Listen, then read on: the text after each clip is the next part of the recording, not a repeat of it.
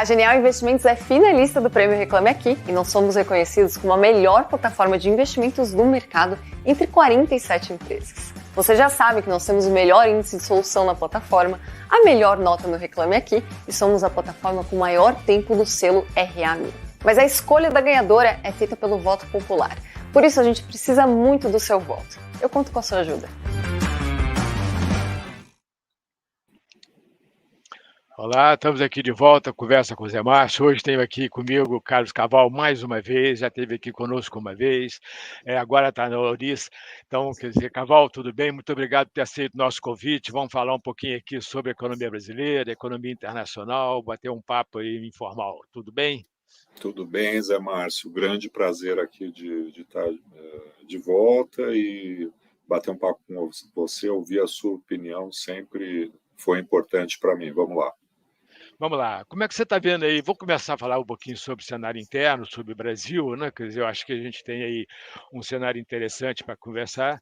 Como é que você está vendo essa questão do arcabouço fiscal? Você acha que esse negócio vai parar em pé mesmo? O governo vai conseguir cumprir as metas? Se não conseguir cumprir as metas, o que ele vai fazer? Ele vai fazer contingenciamento de despesa ou vai abandonar os objetivos? Como é que você está vendo o cenário neste processo, por enquanto? Bom, acho que como todos nós, né, no mercado e analistas econômicos, especialistas em contas públicas, né, há um ceticismo grande com relação ao cumprimento da meta de 2024, né? Para mim, um dos números que mais chama a atenção é o documento, a análise da Instituição Fiscal Independente, o IFE, né, que, na sua avaliação, identificou que a receita estimada pelo governo na proposta orçamentária está 218 bilhões acima daquilo que o IFE considera, né, na sua projeção. E aí, não só isso envolve a incerteza com relação a propostas de elevação de receita, né, que o governo fez de 168 bilhões, que o IFE tem um número menor, com o fato de que o IFE também não acredita ou acha que serão mais baixas as receitas de medidas que já foram aprovadas, não essas que ainda estão pendentes, e ainda por conta da estimativa de PIB, né, nominal que o governo tem, o IFE acha que ela será menor. E, portanto, você tem, né, esse conjunto de fatores aí montando, né, a uma diferença muito, muito expressiva. Não estamos falando aqui de 30 bilhões, 40 bilhões, 50 bilhões de diferença entre a estimativa do governo e a estimativa do IFE. Estamos falando de um número acima de 200 bilhões de reais, né? Isto posto, existe, claro, né, a dúvida, haverá mudança de meta, não haverá mudança de meta, né? E eu acho que seria péssimo que houvesse essa mudança. Mas por quê? Se ela parece inatingível, né, por que nós deveríamos manter a meta tal como proposta? Porque você tem, né, evidentemente, o mecanismo do contingenciamento, que, embora limitado, acho que, se não me engano, ele poderia chegar aí à faixa de 50 bilhões de reais, poderiam ser contingenciados, né? Você pode vir a ter, talvez, alguma outra medida, né, de receita que tenha algum efeito no mais curto prazo, né? E, caso a meta não seja cumprida, você tem, né, do ponto de vista do crescimento do gasto no ano subsequente, uma limitação, depois você tem gatilhos, enfim, né, que deveriam ser acionados para que você pudesse, né, ter um resultado melhor no ano subsequente. Agora, se o governo já de antemão abre mão, né, de alcançar essa meta, né, e, portanto, não faz um contingenciamento, faz um contingenciamento muito pequeno, né? E depois nem fica sujeito às restrições pelo descumprimento da meta, né? Aí é um sinal de que a própria regra, enfim, o próprio compromisso com a trajetória da dívida pública, ele, na verdade, é fraco, né? A regra em si, né, que o governo propôs, é uma regra frouxa, né? Agora, se no final você, né, não tem nenhum compromisso com aquilo que você estabeleceu lá atrás e a meta não é mais meta, a meta é meramente, né, um indicador de melhores esforços, que depois você abandona de antemão, acho que, né, o sinal vai ser muito. Também tem me preocupado, Zé Márcio, nessa proposta que o governo fez, a meu ver, correta, de resolver o estoque de precatórios, né, não pagos, e inclusive fazer um pagamento, né, antecipado dos valores devidos. Eu acho que ele corrige o que para mim foi um erro do governo anterior. Me posicionei a esse respeito várias vezes e tal, né, na época da PEC dos precatórios, mas quer fazê-lo, né, consertar um erro criando um outro, né, que é essa ideia de você contabilizar a parte de juros ligados aos precatórios, né, como receita financeira. E buscar, né, uma decisão do Supremo Tribunal Federal para que essa modificação contábil fosse, inclusive, né, vamos dizer assim, feita junto ao próprio Banco Central, que é quem faz a contabilização do resultado primário, da dívida PIB e tal, etc. Né? Então, achei muito ruim essa sinalização, acho que eu vi um aplauso, vamos dizer assim, generalizado à ideia de resolver o problema dos precatórios, mas não com a criatividade contábil que abre algum espaço fiscal primário, né, ao longo do tempo, né? Então, eu vi entrevistas, apresentações do secretário do Tesouro que não me convenceram, né, de que isso é um avanço do ponto de vista de melhorar, né, a transparência aí do gasto público. Eu acho que o governo deveria recuar nessa proposta de uma contabilização diferenciada. E tudo isso, né, vem num contexto que, como você a gente tem que olhar, né, a questão internacional também, e que é preocupante, né, no momento em que há muitas nuvens cinzentas vindo lá de fora, né? Então, eu acho que o governo ele deveria, nesse momento, né, buscar um maior conservadorismo do lado fiscal, né, até levando em consideração que estamos num momento de queda de taxa de juros, um momento muito saudável para a economia, e o governo deveria fazer o máximo possível para ajudar que isso seja um cenário ainda viável. Eu concordo com você. Eu acho que essa coisa de mexer na contabilidade tem regras seculares, né? Quer dizer, e de repente se mexe na regra de como fazer contabilidade. Eu acho que isso realmente gera uma incerteza muito grande sobre o que você vai fazer daqui para frente. Então, acho que isso realmente é muito ruim. Agora, o Caval tem uma coisa importante, né? Quer dizer, você deve ter feito conta também, nós fizemos contas aqui, todas as contas que eu vi, certo? Quer dizer, esse arcabouço não estabiliza a relação dívida-PIB num horizonte relevante, né? Quer dizer, então, esse é um problema, obviamente, quer dizer, como que os investidores vão reagir, quer dizer, os investidores provavelmente vão demandar taxas de juros mais altas para financiar a dívida pública, na medida em que a relação dívida-PIB vai aumentando, né? Quer dizer, se, além disso, você abandonar o arcabouço, quer dizer, abandonar as metas e tal, você acha que o mercado financeiro, os investidores vão reagir de uma forma muito forte ou você acha que eles vão deixar correr? Não, eu acho que isso sempre acaba cobrando um preço, né? Veja, e podemos depois falar em detalhe, o que está acontecendo no mercado de títulos do Tesouro dos Estados Unidos, né?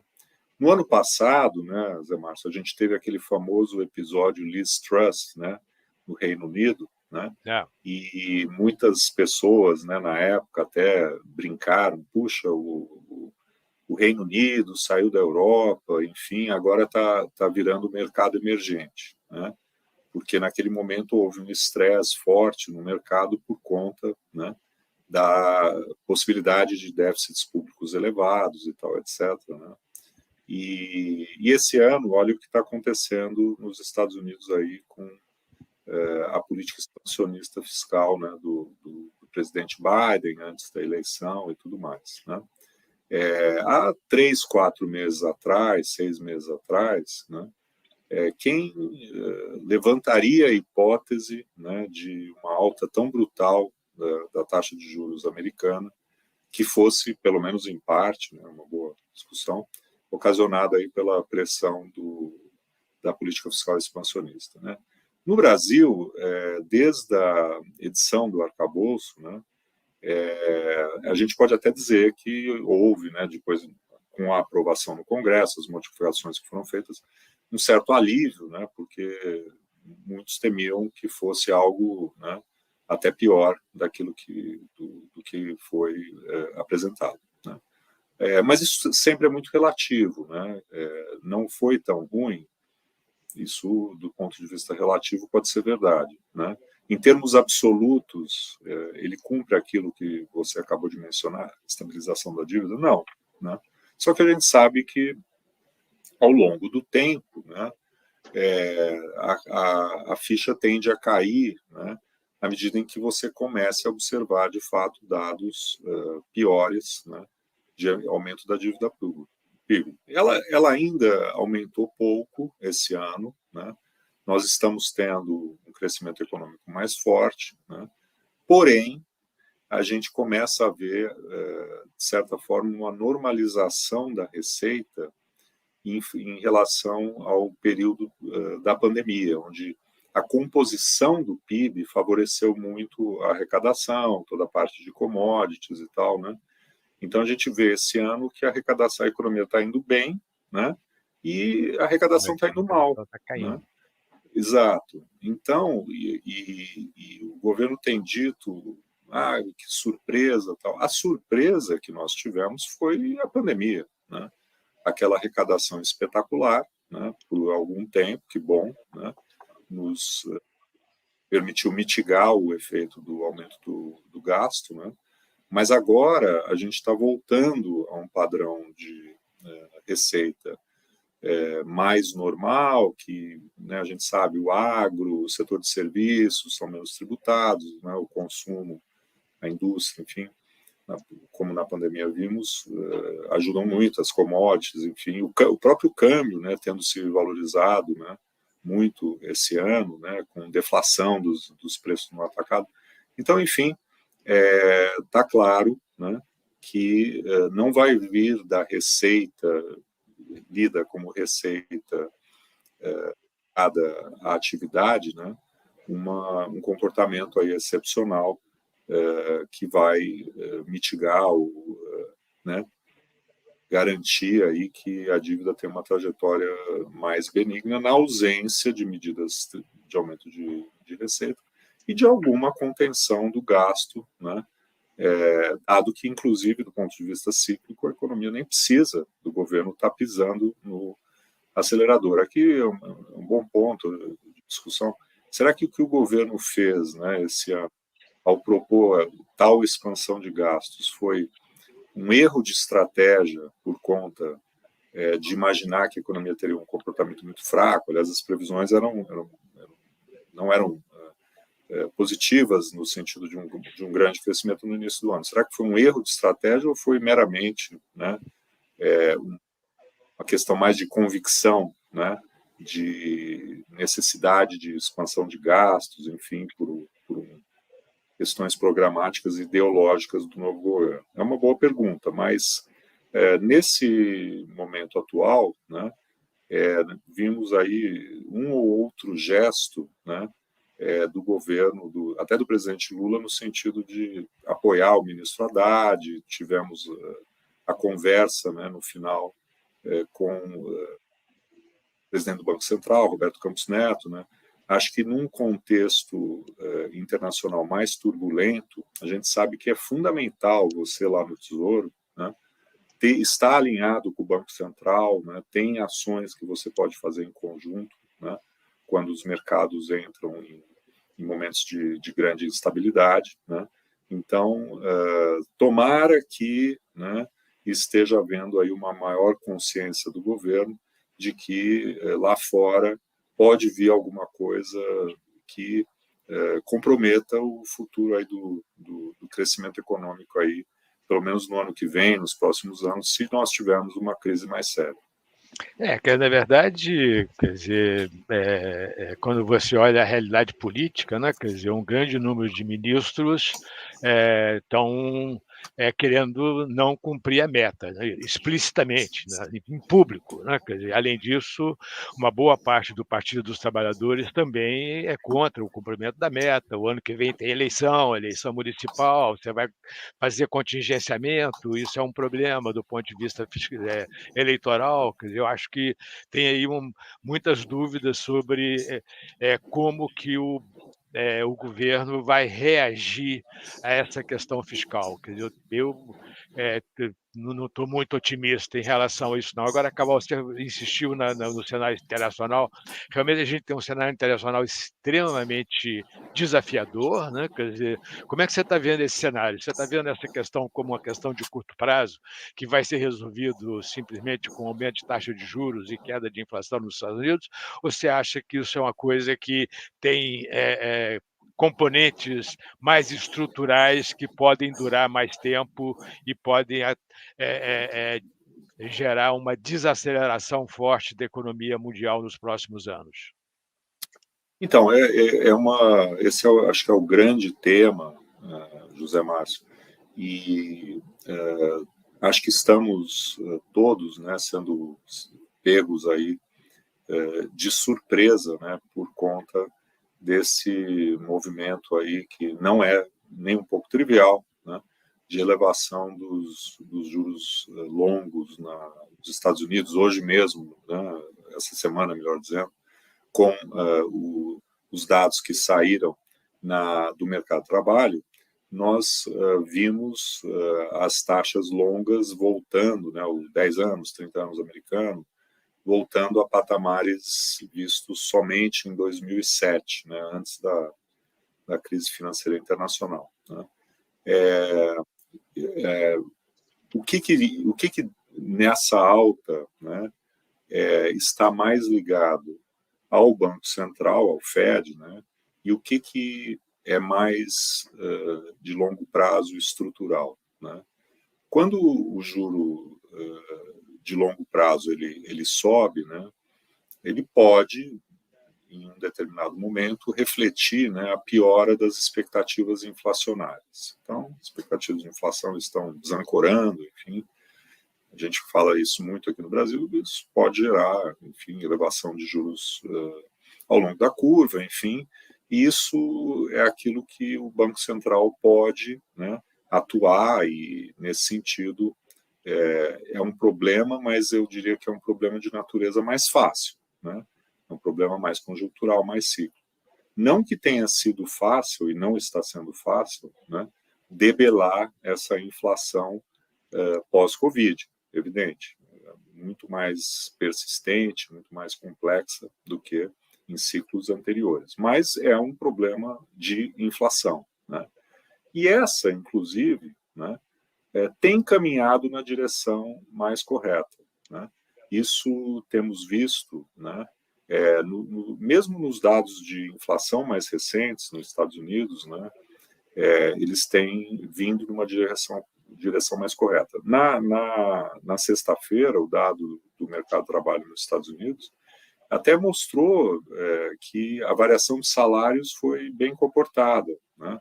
Não foi abaixo até do esperado, enfim. O que está preocupando é exatamente a força da economia, né? E os indicadores de atividade ou de emprego, né, como foi o caso na semana passada, que têm tido mais peso no mercado, né? Por trás dessa, portanto, né, o que a gente está observando na curva de juros americana não é uma desancoragem da inflação, né? É uma elevação de taxa de juro real, né? Em parte, isso tem a ver com o fato de que o déficit fiscal americano, né, que já era elevado, né, ele já tinha um déficit primário elevado, ele deve ser maior ainda esse ano, né, provavelmente na faixa aí de uns 7% do PIB. Né. O governo Biden optou por um programa, né, estratégico, né, o Inflation Reduction Act, de apoio à transição energética, à relocalização das cadeias de produção. Então, se observa na economia americana um fenômeno importante, mesmo com juros elevados, né? Na indústria, a parte de investimento em estruturas industriais tem crescido muito, né?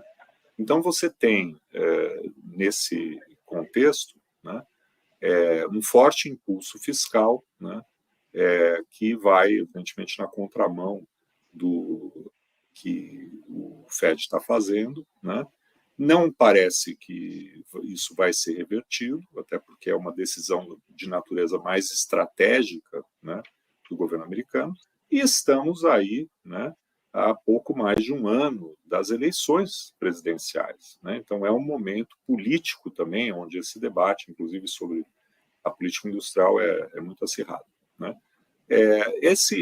Toda essa expansão, né, fiscal, né, nesse sentido, mantendo a atividade econômica aquecida e tudo mais, né, dificulta, portanto, o trabalho do Banco Central, em um contexto também em que, curiosamente, os balanços das empresas americanas e das famílias americanas está numa boa situação, né? Por conta exatamente de que no período da pandemia você teve muita expansão fiscal, então níveis de endividamento foram reduzidos, dívidas foram refinanciadas, né, a juros muito baixos, juros nominais, como é nos Estados Unidos. Então, desse ponto de vista, os balanços estão mais bem protegidos, o que também faz com que, né, a atividade econômica se mantenha até mais resiliente na presença de juros elevados, né, se compararmos com outros momentos de aperto monetário, né?